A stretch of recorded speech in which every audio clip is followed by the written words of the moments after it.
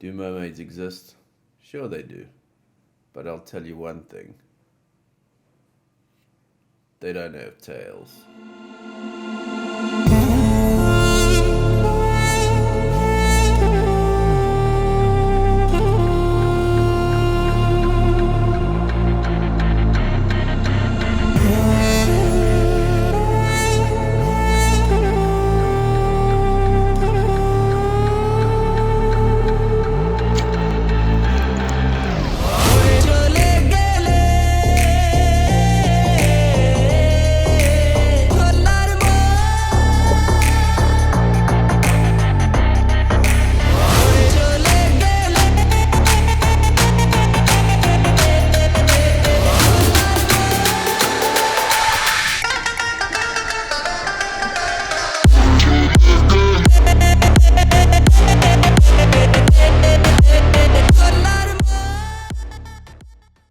Danel, Wentzel, thank you very much for joining me here on Shredding the Gnar. It's the first time I'm interviewing a marine biologist, so I'm super stoked that you're here and, welcome to the show. Thanks very much for joining. Steve, good morning. Thank you so much for having me. I am absolutely stoked to be here with you today, having the opportunity to chat a little bit and just sharing the ocean stoke. Awesome. I've been doing a little bit of background research, and I think we'll do our very best to sort of present this and have our discussion in layman's terms, because I think people could find it a little bit daunting when they see sort of marine biologists, and some of our audiences don't need to be afraid, because I think Danel is a very down-to-earth, by the looks of it, a very down-to-earth person. You've just got a great love of the ocean. And I'm sorry to be this cliche, but I think let's just start with your love of the ocean. How young were you? I read somewhere that you're about 11 years old when your dad took you diving. Is that correct? So I did not grow up in Cape Town whatsoever. I grew up in a very tiny town, about an hour and a half from Johannesburg. It's called Potchefstroom. I know it. Hey, a very, very tiny, small, student town with a drinking problem. That is what people say. Like Stellenbosch. It's like a Stellenbosch, but just without the ocean. So I was, interesting. Growing up in a small town, I was very lucky. We lived on a farm just outside of Potch, and I had the opportunity from a very young age to just be in nature, connecting with nature, spending a lot of time in the outdoors. I was never really a kid that was on my cell phone a lot. Every opportunity I had to go ride quad bikes, to go swim in the dam, I was there, I was out and about. So I think my love for nature has just always been there. For the ocean, we went on one ocean holiday once a year. My dad grew up in Mossel Bay, so he was and has always been an ocean baby at heart. Mm-hmm. And he felt it was very important for me to also know the ocean kind of growing up, which I'm very grateful for. So when we did go to the beach once a year, I was that kid that was in the water for 5-6 hours on end, didn't want to get out, just wanted to stay, wanted to play in the sand, build sand castles. When it was time to go home, my parents would take me from the beach, we'd go back to the hotel, I'd be in the pool again. I was a water baby. There was no getting me out of the water. So then when I had the opportunity to scuba dive for the first time at age 11, that was it for me. I put my head underwater and I just knew that was it. This whole amazing world of corals and fish and sharks and everything just opened up, and it was great. I got to share that opportunity and experience with my dad. He did not like it as much as I did. He was more worried and the one chasing me while I was chasing all the fish. So it was about a 20-minute experience. He ran out of air very quickly, and he was trying to keep up with me. I was very busy. Wow. And then I just realized it. That was it. I love this world. It's so mysterious. I want to know and learn more.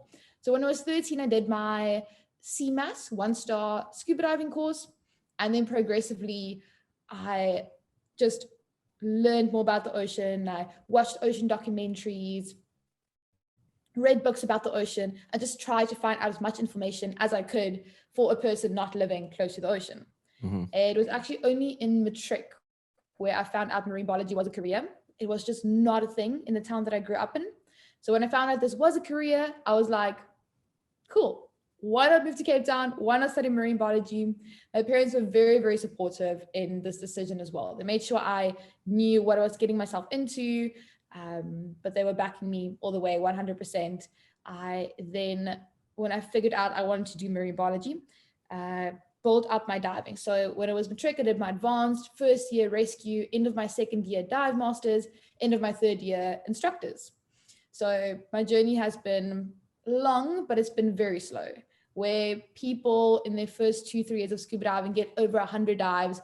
I had 4 scuba dives a year. So by the time I was doing my rescue, I've been diving for 5-6 years, but I've only had about 20 scuba dives just because I did not have access to the ocean. But that did not stop me from learning about the ocean and just wanting to, I guess, be in it more. Amazing, amazing. And so thanks for giving us that sort of concise overview of your early childhood and what sparked your love for the ocean. It's quite amazing to think that there are probably quite a few other young people growing up in sort of landlocked towns, not only in South Africa, but wherever in the world, that haven't yet sort of experienced what the ocean is about. And hopefully they'll get to experience it, and it can potentially unlock this, as it has done for you, this great love of sort of everything beneath the water. And I mean, let's face it, over 70% of the world is made up of the ocean, and yet so many people haven't got to fully experience and understand the beauty that awaits them, when actually seeing it for themselves. I grew up in Durban, so I got to experience being near the ocean sort of quite often. But it's wonderful to hear how your story has unfolded and the decisions that you've made. And it's also awesome to hear that your folks have been so supportive. Where are you in that stream of time right now in terms of your, have you already got your PhD, or is it something that you're working towards? Where are you at with that? I just firstly want to say, I think you hit the nail on the head, right there, when you said the ocean is so incredible. It's so beautiful. When we advocate for the ocean, we don't really need to do anything much. We just tell people, this is the ocean. This is amazing. And just by getting them that access to the ocean, telling them what resources are there, what aren't there, the ocean does all the work for itself. So just being those advocates, introducing people to the ocean, opening up the experiences and opportunities for them. I think that is what's so amazing and so important. What I think is amazing is that when you stick your head under the water at a beautiful place like Sodwana or the Maldives or whatever, and you see all those corals or Cape Town. Sorry? Or Cape Town. Or Cape Town. I mean, we live in one of the most biodiverse, rich coastlines in the world, which stretches from Namibia all the way through to Mozambique. And we've got people, correct me if I'm wrong, coming from all over the world to study our ocean life here on the Southern African coastline, right? 100%. As you said, it's so diverse. We have everything from cold water kelp forests to warm tropical coral reefs. We have the world's southernmost coral reefs in Sodwana Bay. How insane is that? That's truly insane. But the point I was getting to is that's the beautiful sort of wrapping that the ocean gives you in terms of its colors and vibrancy. But I found it quite interesting that, once you'd formed this love of the ocean, you started studying single cell organisms, which don't necessarily look the prettiest because, in Muizenberg, it just looked like this brown foam, right? That everyone thought was possibly some sort of pollution or whatever. But in actual fact, it was. Tell us more about that. It was phytoplankton. So where I'm at in my studies at the moment. Okay, sorry, I'm going on here. Yeah, let's go with that. I can kind of just fill in and go along. Cool. I think there's so much to talk to just to get everything in one concise conversation. That's also what I love, talking about this aspect of the ocean and that aspect. Just as diverse as the ocean is, the conversations around the ocean can also be as diverse. Right. So in my studies, I finished my honors degree at the end of 2020 in COVID year. Yay. Well done. Well done. Yeah, thank you. I have to say, like, I was quite lucky. I was going to do a big project based on sharks and bruvs and kind of like looking at the smaller shy shark species in False Bay. But then COVID came, that project got tossed aside, and I found an incredible supervisor who helped me find a project that I could still do while I went to the farm back home for lockdown. So I got a big data set of, firstly, so many photos, like over 40,000 images that I had to one by one sort through and rate.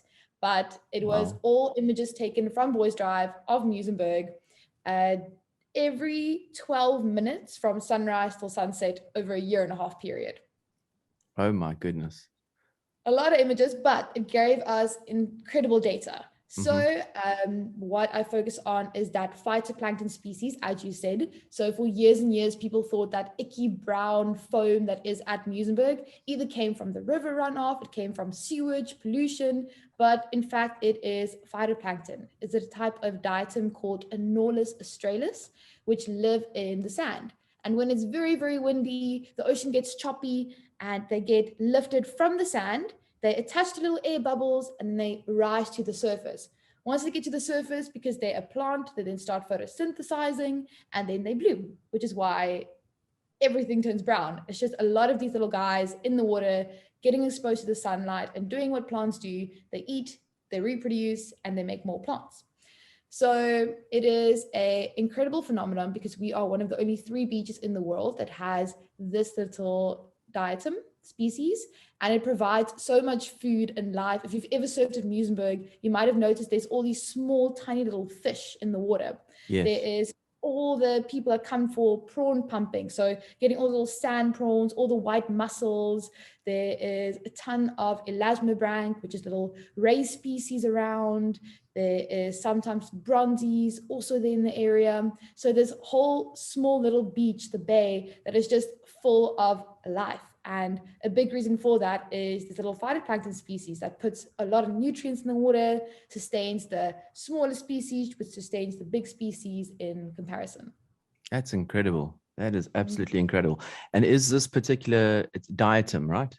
Is this particular diatom endemic to Southern Africa? I know it's one of 3 places in the world, but are they of the exact same sort of family / species? So this specific species, there is 2 other beaches where it has been observed. So it is in France, and there is one, if I'm not mistaken, honest was a while ago, somewhere in South America. And then we have our one right here, and then further up the west coast a little bit, you also get the specific species. Wow, incredible. And what sort of is it a, when you say it photosynthesizes and turns, it blossoms, where does it take place? So this all takes place at the surface, and just because of how Muizenberg is kind of like laid out, forming that little like bend, the little bay, it has this big rip current. So if you ever see this, you'll see it's very patchy. There's like one big patch over here, another big patch further towards Sunrise side, and that's because of the rip current. So when they normally in big southeasters, when it's very windy, very choppy, and all these little phytoplankton get brought to the surface. Once they're at the surface, they then form that thick, dense foam, they start blooming, they start expanding, and then they move with the tide. So a high tide will push them in, low tide will push them out, and with these rip currents, they will kind of accumulate, not where the current kind of drags you out, but as the rip current turns and curls back in again, in those curls, which is why they form these condensed little circular patches. Interesting. So very interesting. So for those of you who think that brown stuff on the water is anything bad, it's not. It's diatom. It's a photoplankton, right? Phytoplankton, yes. It's another plant. Phytoplankton. Yes. Phytos is the Greek word for plant. Oh, okay. Phytos plankton. It's a plant plankton. It's a plant. Exactly. Amazing. It is a plant. Okay. And are you currently still studying that, or what are you busy with? What are you busy with at the moment? So at the moment, I am not studying. I was thinking about doing my master's this year in applied oceanography, but then I spent a little bit of time traveling last year. I worked in Umkomaas for 2 months on a black tip research project with Dr. Sarah Adriati and the University of Stellenbosch, which is incredible opportunity. And then I did my skipper's course into Douala Bay for a month. I went to Mozambique for 3 months working at a manta ray research lab. And then when I came back from all that kind of end of last year, October, I had the opportunity to work for the Save Our Seas Shark Education Center in Kalk Bay, doing some of their social media consulting and marketing. So with that opportunity, as well as I started working as a wildlife presenter for Wild Earth, to do all these live safaris on DSTV and YouTube. So with these opportunities kind of picking up, I then decided to rather go and focus more in terms of science communication rather than focusing on masters. And like I told you a little bit about my honors project, it's very, very specific. It's this one little plankton that only occurs at this one little beach at this one little time of the year. And to me, that's kind of what science is. It's when you start doing master's, PhD, you become more and more specialized. And the more specialized you become, the more of a little bit of like a step back or like a separation becomes from you and the general public, from you and the rest of the world.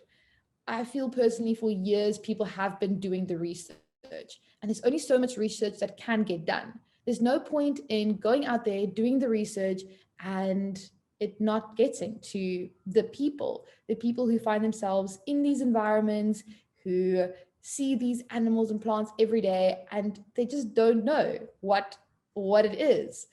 So that is why I have been loving just experimenting with science communication in terms of getting this message, getting the research to the general public, using things like social media, using like just going out there, giving speeches, giving presentations to kids and school groups.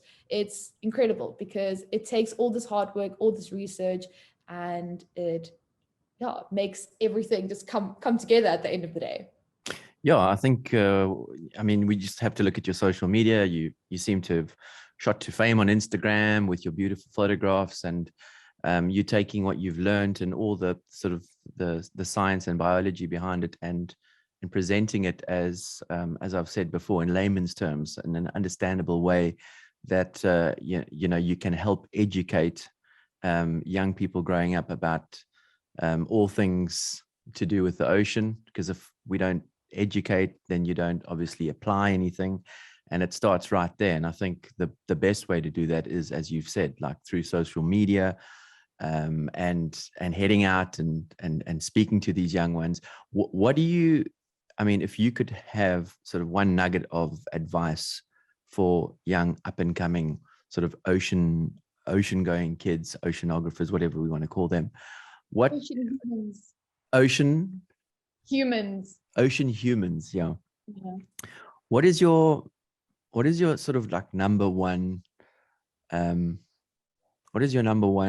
bit of advice for kids growing up? And like, I know it's like very cliche to say like go and, you know, clean your beach and do all this, but like is there something a little bit more insightful that you can tell the younger viewers?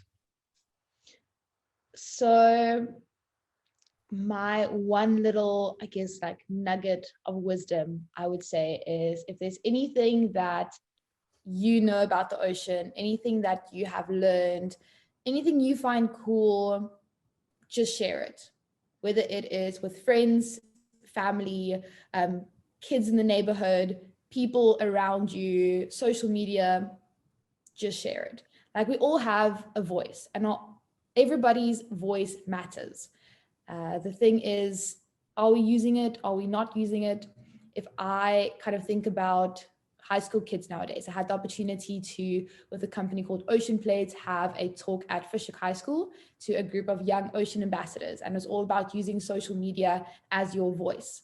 Fantastic. It was incredible. Like these kids are so passionate. And if I think about high school kids nowadays, like when I was in primary school, I was looking up to all these high school kids. Everything that they did, if they had a cool backpack, I wanted that backpack. If they wore these new Nike sneakers, I wanted that Nike sneakers.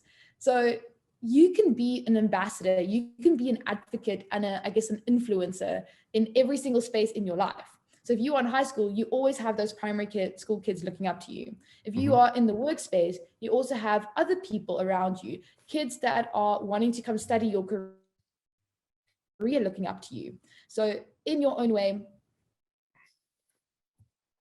you are an influencer. You have a voice, you have a say. So literally share every little bit. If you think you like went to the beach, you saw a really cool starfish, tell people about the starfish, why it's important. And I honestly think when people start actually caring and learning about the environment, that's the one way they're going to learn how to want to protect it. Great advice. Just keep talking about the ocean, because I think that not enough people do. And especially those, as I say, that are landlocked, that don't get access to the ocean, the more they sort of given that information via social media or wherever, the better it is, essentially. What is like, if there's one thing that you'd like to sort of raise in terms of like your concerns for our specific coastline, besides obviously the whole shell seismic thing that went on a while ago, what would be your one sort of area of concern that sort of like keeps bugging you, is a little bit of a thorn in your side? Is it fisheries? Is it, is it pollution? Is it our beaches? Is it sort of lack of education as to people, not understanding how to, look after the beaches?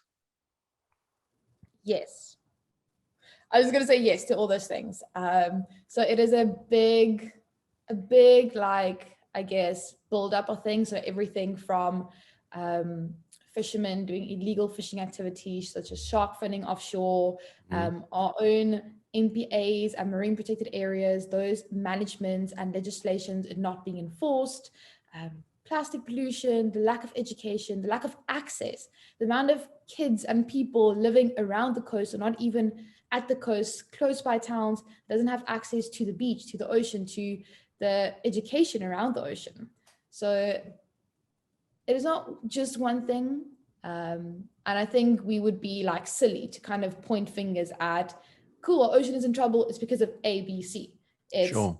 a whole holistic approach around it. All these small little things that does end up making a difference at the end of the day.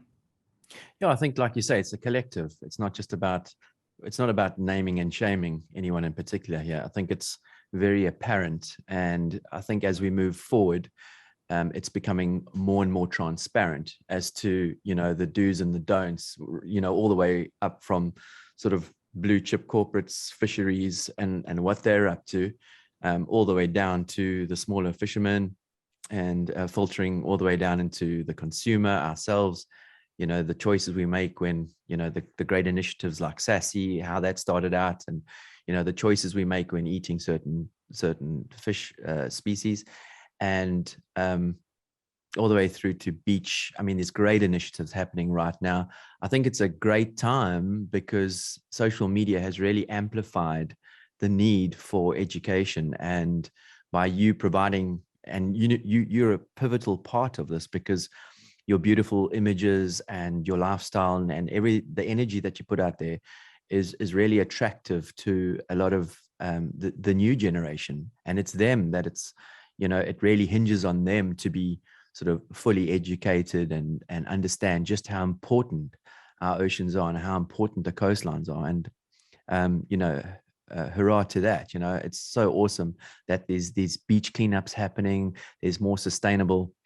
I mean, even the surfboard manufacturers now are being forced to look at more sustainable ways of building surfcraft, because, it's almost hypocritical to call yourself an ocean lover, a surfer, and how deep does that mantra run in your veins? Is it just something that you say, oh, I love the ocean, and I go to the beach and I surf, and I'm thankful for the fact that, the ocean gives me what it does, but like, how do I live the rest of my life? Do I surf a board that is made up of bioresins and is kind to the ocean? Am I buying mass-produced boards that, are just being churned out in a factory just because it's got a brand name on it? So we're in this age now of truly questioning, look, like everything that connects us to the ocean. And I think that's the real, the question of one's integrity and authenticity to calling oneself someone who actually loves the ocean. No, that's so true. And thank you so much for the kind words. I have like the biggest, I think I'm like blushing at the moment. So thank you. But no, like as you said as well, I think because you brought up the like shell seismic surveys, I'm going to use that as an example. But because of social media, because of the big like hurrah, like people made around this one topic, it spread so quickly. Like, yes, these seismic surveys have been happening for like over like probably 100 years, but nobody knew about it. Social media gave it the platform to be able to being like more transparent, being brought to light. So yes, it's one thing, people came together for this one initiative, but it opened up the possibility for conversation around the topic. People came to the protest, they supported, but then they were asking questions. Okay, we were 100 people all protesting for this one thing at the moment. What were we protesting for? We were protesting for oil and gas. Oh, how did I get here this morning? I drove my car to the protest. Little light bulb. At the protest, I'm hungry, it's cold, I'm going to go grab a coffee. Ooh, I'm having a coffee in my plastic coffee cup. Light bulb goes off. So this one thing just opening up the opportunity for conversations around the ocean, around conservation, the one thing leading to the other, leading to the next. So it's not about just one aspect of it. It opening up to all these smaller things, all these smaller aspects, doing that lifestyle change that you were talking about, the surface. Yes, I am an ocean person. Yes, I serve these boards, but because I love the ocean, should I be really doing this? Yeah, no, I mean, I think we could go down a rabbit hole here in terms of like how questionable so many of, once that sparks that, as you say, oh, I'm driving in my car, I'm not going to go and fill up at Shell. Well, where are you going to go and fill up? At BP, at whatever other brand? And are you telling me that they're not doing similar things? It's a catch-22. And then you say, well, I'm not going to drive my car, I'm going to get an electric bike or an electric car. And then there's this whole debate around, well, yes, it's great to have electric, but like, what does it actually in terms of manufacturing the batteries, and the whole process behind the manufacturing process of these batteries that it takes to run these vehicles? What sort of damage is that doing on the environment? It may not have a direct link to the ocean right now. So it kind of like the best thing to do is either walk or get on a bicycle, right? But I believe in California, the hottest topics, I've been speaking to some guests in California, and it's clear as light of day on social media as well, that like there's been this major influx of surfers and people wanting to get in the ocean because of COVID, and everyone rethinking, oh, I should be doing something that, life's short and I need to get out more. I need to take up surfing. Over 1 million new surfers in California over the COVID period. That comes with its own headaches, but along with that, it's the electric bike phenomenon, like where you go to beaches in California and there's just hundreds upon thousands of electric bikes. And but I think here in South Africa, we're fortunate because we're almost living in the past a little bit in terms of the consumerism and the mass consumerism and everything that's going on in the West. And we can take an honest look in the mirror right now before it gets to that point and say, like,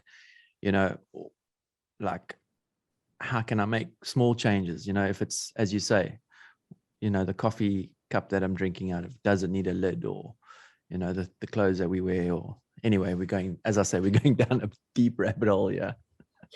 No, like it can be, as you said, like a conversation whole on its own, like hours and hours spent talking about this. But it's a thing. I guess the most important takeaway out of all of it is just don't live your life in a bubble. Like whatever you do, you don't have to be perfect. We're all human. We're never going to be perfect. Yep. Just do what you can, because every little bit you do, it can count. From that coffee cup lid to the clothes, to your surfboard brands, to just telling people about the ocean, like every little bit counts. So to just live a life that is not in your own space, in your own bubble, but just thinking a little bit. more, I say, conservation minded, more ocean minded. Yeah, exactly. We've got to look after the ocean because, it makes up a lot of our planet, and there's still so much that we haven't discovered about the ocean, and there's so much that we haven't. I mean, we're spending all this money to go to far off flung planets, and yet there's so much that the ocean hasn't told us because we haven't been able to explore it enough. And maybe in a way that's a good thing because it's remaining untouched for that much longer. It needs to be protected, and I just think that we're getting to that point now where there's this beautiful symbionce of being able to discover things that, like the other day I read about this fish that was discovered at however many thousand meters, and it's a very small fish, but it carries a chemical or an enzyme or whatever that is 10 times stronger than morphine in this little fish, and it just goes to show that there's so much from a medical, and helping the human race that we haven't even discovered yet. And that's why we need to look after the ocean, because it's there for a reason. Yeah, I mean, that is incredible. Like, as you said, in terms of the possibilities for medical breakthroughs, they have been using sharks, because sharks are known not to get cancer, in using their genetics to kind of like get a cure for cancer one day. And all these small little things, looking at seaweeds as good superfood sources, and the ocean is so incredible. I mean, not only thinking broad scale, but I'm going to bring it back very, very simple. So a fun fact about like phytoplankton. So I'm going to ask you to do something, and if anybody else is listening, they want to do the same. We're going to take 3 breaths. So you're going to go in and out, and breathe in and out, and one more in and out. So 2 out of those 3 breaths was just produced by the ocean. So pray tell how. Now you're going to tell us what you mean. So it is not only big macroalgae like kelp forests that produce oxygen, but these tiny little phytoplanktons I was telling you about earlier, they are found all across the world's oceans, from Cape Town to the middle of the Pacific Ocean, to Hawaii, to Mexico, everywhere around the world. And they're responsible for producing over 70% of the oxygen in the air that we breathe. So without the ocean, we won't have enough sufficient oxygen. That's incredible. And here we are being brought up to believe that most of the world's oxygen reserves come from the Amazon forest. And in fact, most of it comes from phytoplankton in the ocean. You learned that today, thanks to Danel. Yeah. That's why she calls herself a mermaid. So, I mean, in order to learn what we've just learned, and in order to continue to preserve and to find things that can help the human race and to discover, and everything that we still need to know about the ocean, we need people like you. And we need people that have fancy PhDs and amazing amount of sort of patience and time, and most importantly, sacrifice, because what you've done throughout your life, and so many marine biologists before you and discoverers, and they've sacrificed a sort of what other people perceive as a normal life in order to pursue this, in order to get the data, the audit trails that we need for the human race. And so we thank you, and we need more people like you. And yeah, thanks so much for everything that you do. And we're going to leave all the links for Danel's, Wentzel's details, her website, what she does, her Instagram down below. Please follow her, give her love and support, because people like this are amazing humans. No, thank you so much for all those kind words. And also, I 100% agree. We need everyone from the PhD scientist putting in the effort, going out on research vessels, spending months in Antarctica doing studies, people going to estuaries, Amazon, getting all the research, but then we also need the communicators. And also, I want to thank you. Thank you for having me on this.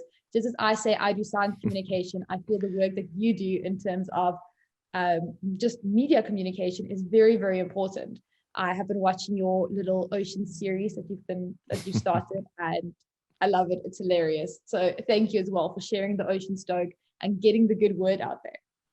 Thank you, Danel. It's only a pleasure. Yeah, I think everyone, for me, it's all about inclusion, and everybody, the more we include, whether you're a surfer or a marine biologist or an artist or we're all connected as a human race. And I think that the ocean connects a lot of us in a lot of ways. And the more people we can include in these conversations, the more cohesive and sort of the better that whole sort of cycle, and let's call it an ocean friendly machine can run, and we can continue to put a lot of effort into education and ocean conservation. Thank you, Danel, for joining me today on Shredding the Gnar. You've been a rad guest. And if there's anything else in closing you'd like to say, please feel free to do so now. Oh my gosh, I feel like you just put all the pressure on me right there. You don't have to give a speech to save the world, but I mean, keep it simple.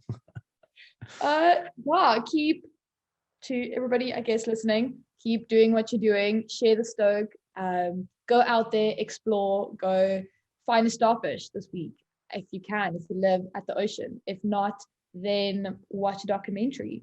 Learn, educate yourself, because education is power. So the more you know, the more you can help spread the word about our beautiful oceans.